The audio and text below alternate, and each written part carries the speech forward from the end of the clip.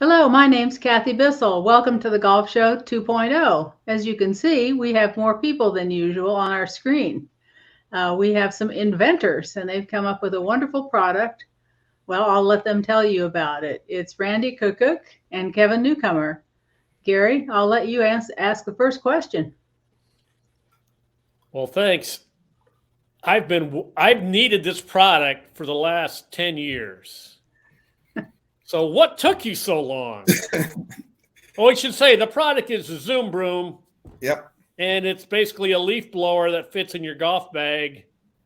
And I must play 20 rounds a year where I wish I had that. So what? We're glad Randy, to hear that. what took so long? Well, actually, we started on this over 4 years ago when I first came up with the idea. Playing golf like you in the September, leaves on the green, and one of the guys in our foursome said, "Too bad we don't have a leaf blower that fits in our golf bag." And so that got me thinking. Kevin's the engineer, and so I had lunch with him the following week. Sat down and I sketched that on a napkin, and I was thinking kind of like a lightsaber with a blower in it. And that's actually kind of what the first one looked like. But Kevin came up with the idea of putting the blower down at the base of it, which makes it very efficient. Well, it sounds like I kind of wish you'd invented a lightsaber while you were at it. That would be good. Hey, I mean, in October, I actually took my big honking Ryobi leaf blower with me to the golf course for 2 rounds because I was playing a course where they just don't, their leaf blower was broken. And I did him a favor. I cleaned all the greens off, and a couple of times I needed to try to find my ball. It's great for finding a ball. So and this works for that also. It's well. Can you I'll show it lift to you. Good, because people won't know what it looks like. Sure. This is the head of it. This is where the action is, and then it's got the long handle. Just push the button to start it, and it's got as much power probably as one of the smaller Black & Decker leaf blowers, which is more than enough to clean your path to the cup, if whole green if you want to. And it will move the leaves around in the fairway so you can find your lost ball, because usually you know about where it is, but it's just moving the leaves up to find it. So no more lost ball rule. I'm sure you've already heard this, but it can also be used to play Quidditch with Harry Potter. Yeah, everybody has more uses for it. Every time we show it to someone, they say, "Well, that would be great for." And the first thing happened. Well, Kevin, tell them about your conversation with your sister after you showed it to him. I went to show it to my sister and my brother-in-law, who's an avid golfer. And the first thing she said is she needed one for her deck because she hated going to the garage to get out a leaf blower. Her mother-in-law is 95 and has arthritis, can't take the battery pack out of her leaf blower to charge it. So I said, well, I think we could turn this golf one into a little more ergodynamic design with a different handle. So we got the lightweight home blower. Okay. Her mother-in-law is 99. I think she just celebrated her 100th birthday. So I'm a couple years behind schedule. She's waiting for it. I'm for that. I need something to get the giant dust bunnies out from under the bed. See, that's perfect. Like I said, every time we show it to someone, they come up with more ideas. The pickleball court, RVs, boats. Yep. I tell you what, I was a little ticked off last year when you guys came up with this, because my idea was something a little more low tech. I was actually considering making an umbrella with a hole in the end, and it would have like a bellows in the handle where you could manually pump it to blow leaves, because I was so frustrated by leaves on the green. But I gotta think your product is about 100 times better. Well, this won't wear you out during your round. So, where exactly? Go ahead, Kathy. Tell us how long it took you to create it and what you had to go through to get the one you have, and then we'll get to where people can get one. Sure. So, after Kevin did the first prototype, we realized that it needed a lot of refinement. So Kevin, I don't know how many prototypes he's built, 6 or 7. 18. Oh, Okay. And first thing we did was get a provisional patent on it so that we could start showing it to other people.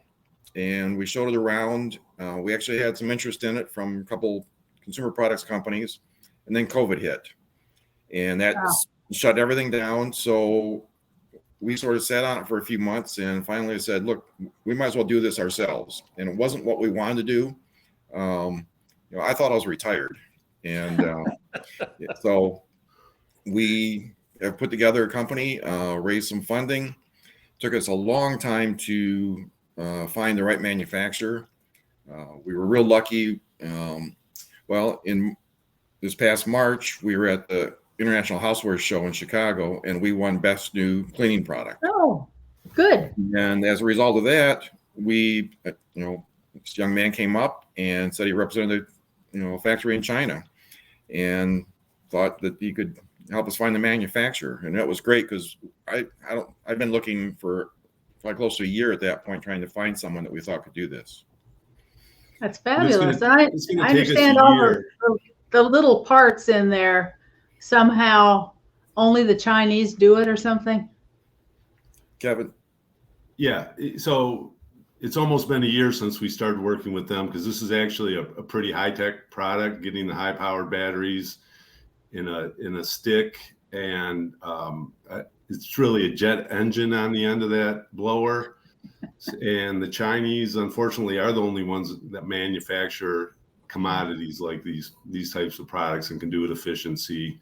Unfortunately, every vacuum cleaner you buy is made in China. Blowers, everything's overseas. Yeah. There's very small high-tech parts, and they're the ones that are set up for it.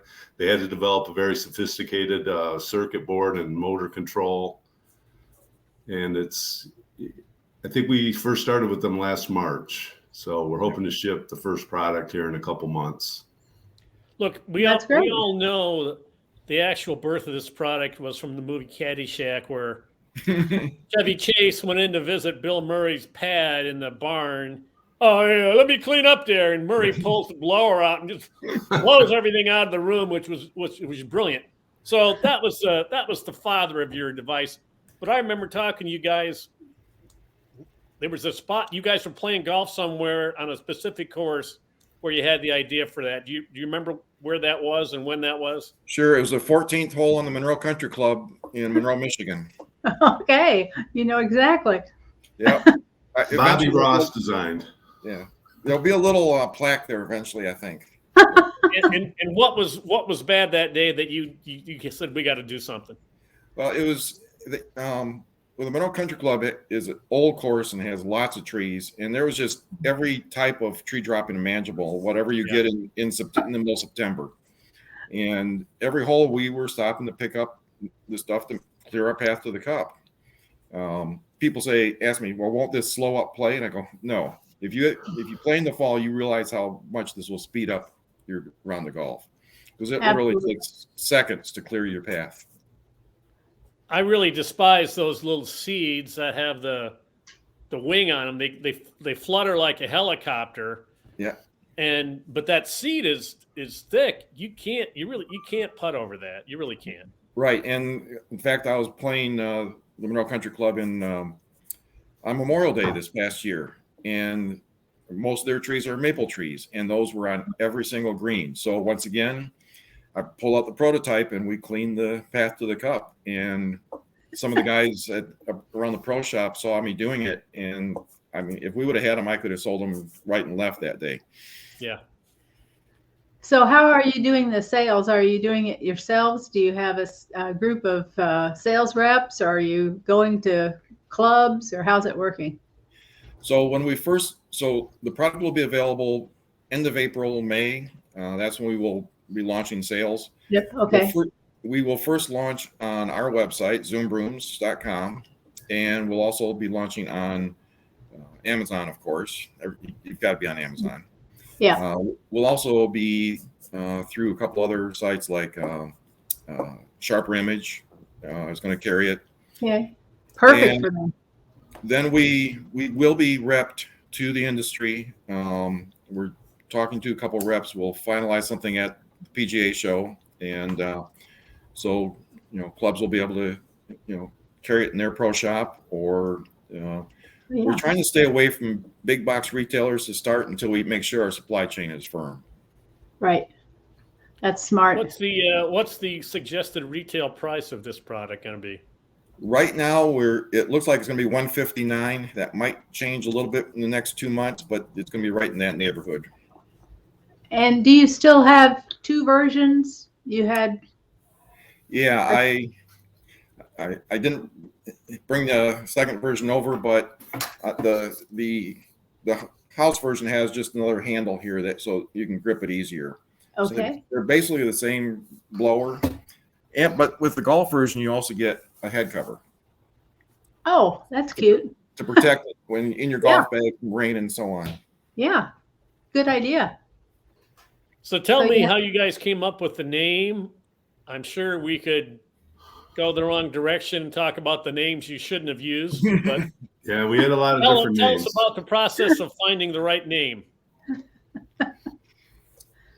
Well, actually, nobody wants to touch that one. Yeah, a friend of mine, one morning said, we tried every name. We had lists. I mean, we started out calling it the Typhoon, but that was just everybody uses that word. And Low Pro. Yeah, we had everything. So a friend of mine suggested Zoom Broom. I called Kevin up, and he said, I thought I told you that name. And so we both hit at the same time, and it stuck. Okay. Well, what was the leading candidate before that? Kevin, you want to touch any of those? Well, I was saying that the Blow Pro. That's Typhoon, the Tornado. Good. Well, it is a tornado. The Tornado. I like the Tornado. Yeah, I think that's what we're going to call the model. So the golf version will be the Golf Breeze, and the home version will be the Tornado. Okay, that sounds really good and memorable. Unless you come up with a better one before we go to market. We already have shirts made. I was telling Gary in email that I've had situations where I've been asked to name products and whatnot, and I'm just terrible at that. I don't know why it is that I have no gift for naming products, but it's hard. It's hard if it's yours. It's hard if it's somebody else's. Yeah, it is a process. Make a long list and then throw them out, and think about how they might be used, and you go, no, that won't work. So. Well, when you were going to the consumer products companies, did you have any good outreach from anyone? Is there anyone who might buy you out, that kind of thing? Yeah. So there one company, we were actually discussing term sheets with them when COVID hit.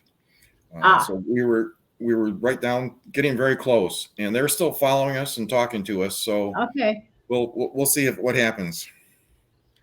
So have you guys talked with any governing bodies of golf to make sure is this legal to use in a tournament, for example? Yes. Well, I don't know about tournament, but USGA said that as soon as we get a production model, they will give us a firm ruling on it.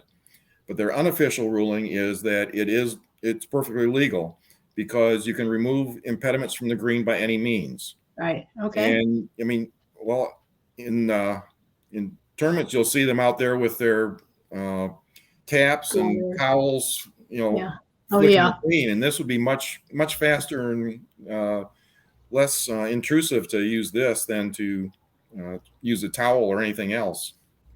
I'm surprised. I assumed it would be legal, but it's the USGA, so you have to ask. Yeah, did they ask for one? Actually, as soon as we get the first production one in, we will send it to them, and then we'll get the official ruling. But they want to keep it. I don't know why they want to keep. I understand why they keep golf clubs. Why they would want to keep this one, I don't know. Because they want to use it. That's right. They want to use it, or they have a museum. I don't know if you've ever been to the USGA museum, but it has all manner of stuff relating to golf. They have like illegal clubs that used to be used but were since deemed illegal. What's the famous one? The Schenectady putter. I can't remember who it was that used that to win a tournament, and then they declared it illegal, has a center shaft in it or something. So they collect all manner of golf stuff, and they probably have a place all set aside ready for your Zoom Broom. So well, and the place was probably covered in dust, so they need to blow that dust right out of there. Where's this located? Well, the USGA is in Far Hills, New Jersey. Yeah, Far Hills, New Jersey. They've been building some new things, and I don't know what the status is of all of their building arrangements at this time. I haven't been there in quite a while. Yeah, they've signed some kind of deal with Pinehurst, and I think there's going to be the new Golf Hall of Fame is going to wind up in Pinehurst, and they might be consolidating. I'm talking off the top of my head here, but they've got a deal with moving some stuff to Pinehurst. So, and they have a museum and a test center in Far Hill. Your product may be enshrined in basically the Golf Hall of Fame or their museum, which would be a high honor. Yeah, I'll even give them a stand to put it on. So they're going to need a head cover too. Yeah. I think the head cover part is cool because you know how all those cute, funny head covers, like doesn't Rory have a big dog and Ernie has his lion and Tiger has Frank, and people can get like an extra fun head cover for their Zoom Broom. I like that idea. So, Kevin, what's the single greatest thing you've done with this product? Give me your great moment when you took it somewhere, and whether it's golf or otherwise. Give me your highlight. When I use it to blow a ball into the cup without getting a stroke. Oh, you did that. Nice. That's how strong that should be in the commercial. We're not recommending this, but if you really want to, you can do comedy. Randy, what's the best thing you've done with this product on a golf course or anywhere else? Well, I think it's just the reaction that we get when we show it to people. I mean, the people, you pull it out and they don't think anything of it. Then when you turn it on and the power it has, just the reaction you get from everybody. That's what really keeps Kevin and I going when we see the big reaction. Well, I'm just trying to figure out how many of these I'm going to have to order. But if this is here's an actual business question, and if it's proprietary, feel free not to answer. But how much?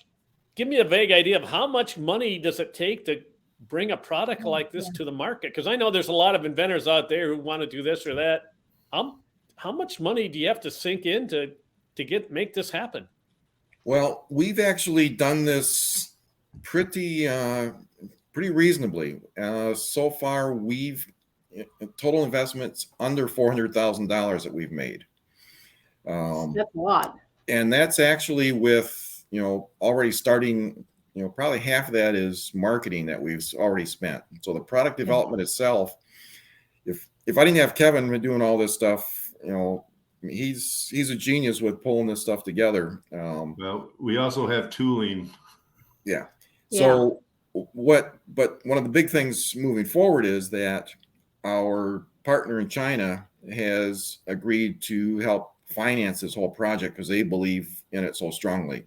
Wow. So they're financing the tooling and the engineering costs over the first year of products. And that alone is about $350,000. Wow. And then they are also giving us really good terms on the product as we bring it in. So we thought that we would have to come up with $2 or $3 million to bring this to market. But fortunately, we've been able to do it with a much smaller budget just because people have faith in it. And it's just great to see how much they support us. So, Gary, to answer your question, you need about $1 million. Okay. So, but speaking of the Asian markets, the Japanese are golf crazy. I can't imagine that everyone over there who actually plays golf at a golf course, and a lot of them just play at ranges, they're all going to want one of these. Yeah. So we were actually contacted after PGA last year. Because last year we were in the new inventors Right. area just with sort of a couple prototypes to see what reaction we got. Right. Fortunately, it was great. But a gentleman who exports stuff to Japan, golf equipment, contacted us and made some contacts over there. And they're interested in it for the golf market, but they're even more interested in the home version because it just fits their lifestyle so much better than a regular leaf blower. So that is we see that as a big potential market for us. Oh, I think it'll work for Bill both. was ahead of his time in Caddyshack, it sounds like. Sounds like it. He had the right Sorry, idea. I'm sorry, I meant Carl Spackler. Excuse me. Yeah, too bad you couldn't have named one the Carl Spackler and the other the Bill Murray. But Hey. that would We'll have to check and see if those are trademarked. If Carl Spackler is trademarked, maybe we'll do something with it. Maybe if you just call it the Spackler. Yeah. A Spackler you could do. Yeah. But I don't know. We're also at an age where we all know that movie. Just somebody who's 27 years old know what Caddyshack is. I don't know. So yeah, it could be a dated reference, but the Spackler. We could sign up Bill Murray. Are you going to be Well, we know you're going to be at the PGA show in Orlando.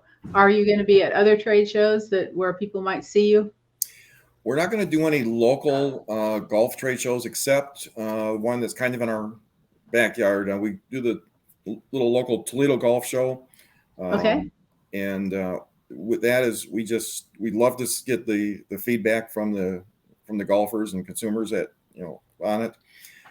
We probably aren't going to do any other of the regional golf shows, but we will be back at the Inspired Home Show, the International Houseware Show in Chicago, another big trade show. And when is that? That's in March. Okay.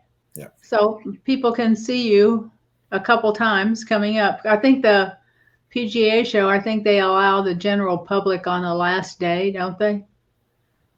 I'm never sure who they allow in. I don't know. I think they're a little more lenient. Well, you guys better be prepared for pre-ordering. Yeah. I mean, how many? I'm going to be optimistic and think this is going to be a home run. You might need. How many of these can you produce quickly? Well, our factory tells us they can do 50,000 a month. So. Ooh, great. I think you're okay. I think we should be okay to start. Yeah. That should get you going. Yeah. That is one of our concerns, Gary, that you're running out of product at the beginning. Because we just have no idea. Right. Well, how many golfers are there in the U.S.? Yeah. You guys should know this. I think all of us in Wisconsin. 35 million? Yeah. 35 million golfers in the United States, give or take. How many good golfers? I think everybody in Michigan, Wisconsin, Pennsylvania, places with trees, we are all dying. We need this. I mean, there's holes where this probably wouldn't be legal, but sometimes you need to blow the leaves off your ball in a bunker. Yep. That probably is not legal in a tournament, but there's just no end to the places you can hit it in a golf course where you need to get some stuff out of the way. And yep.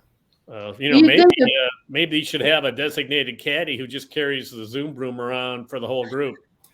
Well, I wonder if the tour, I want them each to have Pathfinder. Yeah. Have you shown it to the PGA Tour yet? We have not yet. Because I mean, there's a tournament every week, and a lot of them have to do with trees and leaves. And sometimes when they're out looking at stuff, trying to figure out whether or not a ball is under something, over something, around something, I think if it's not in a bunker, I think you can remove loose impediments. Yep. But I don't know if you can use help to move loose impediments. But of course, they would know that. I think you've got to do it yourself. Now they got rid of that rule where you could use a couple spectators to move boulders, but yeah, the Tiger Woods boulder rule. Yeah. Which obvious question?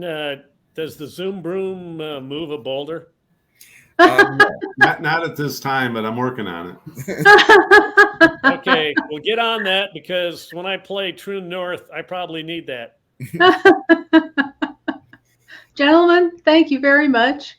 Oh, This has been a lot of fun, and I hope you're so successful that you both have to buy mansions somewhere, and I'm sure you do too. Thank you. All right, well, thank you. Yeah, you're going to make so much money, you're going to have to move south and retire and play golf and invite us down to play with you. I think that's great. Yeah, that's the goal. Good luck. This product, you're in for a wild ride. I think it's going to be fun. And Great. Thank you. I'll be ordering 2 right away, because what if one breaks? That's Are right. both of you going to be at the show? Yes, we'll come see you. All right, See we'll see you you there. there. Get ready. You a windstorm is coming your way. The good kind. Thank you.